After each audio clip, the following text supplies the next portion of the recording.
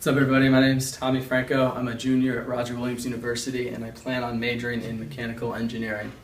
Today I'm going to show you how to use the Ball's wind tunnel, which is a wind tunnel that was designed by Donald B. Ball, who's a former NASA engineer. So the wind tunnel is made out of plexiglass, fiberglass, and wood, and it's divided into three key sections.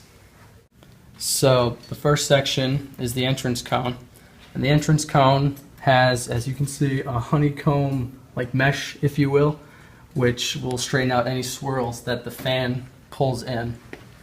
The next section is a test section. It's 7 by 10 inches and it's made entirely out of plexiglass, and this is what houses the airfoil that we'll be testing, and you can change the angle of attack or the pitch of the airfoil based on rotating it on a dowel. And the last section is the diffuser section, which is where the air is funneled out. And as you can see, there's a styrofoam center body which redirects the air that the fan pulls out so it doesn't interfere with the motor's performance. The purpose of this demonstration is to show airflow about a wing at different angle of attacks. So using smoke bombs to show the velocity streamlines going over the airfoil, we'll be able to see either laminar or turbulent flow as we change the angle of attack on the airfoil. So now the wind tunnel is set up outside, we are now ready to begin the demonstration.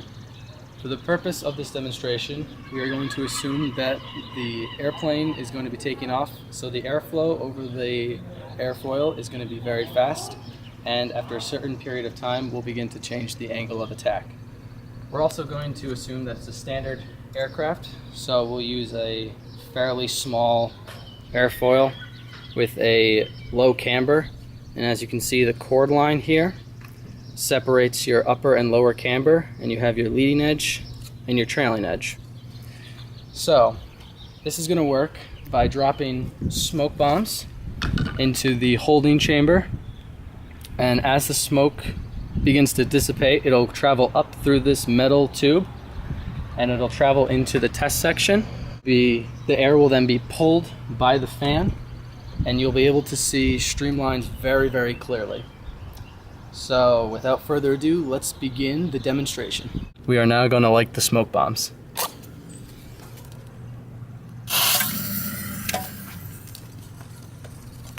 Turn on the wind tunnel.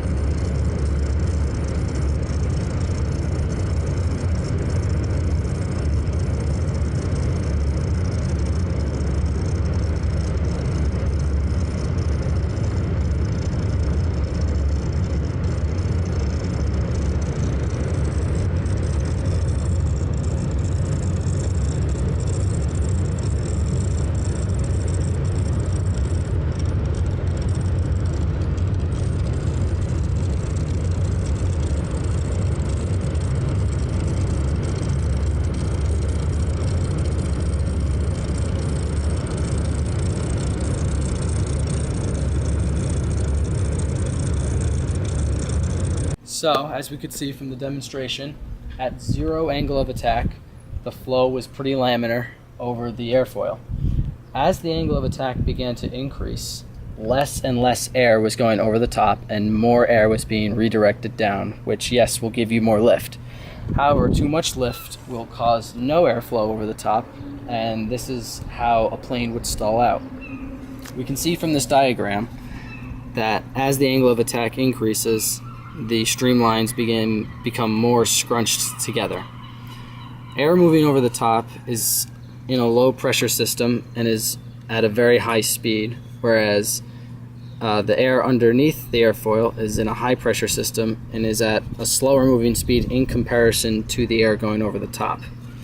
turbulent air begins to form on the trailing edge and will slowly work its way up to the leading edge until the leading edge is either completely vertical or close to vertical, in which no airflow will be seen going over.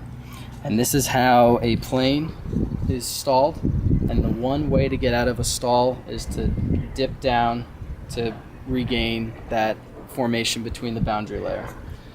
So this concludes the demonstration of the Ball's wind tunnel. I hope you enjoyed, and I hope you learned a lot, and thanks for joining.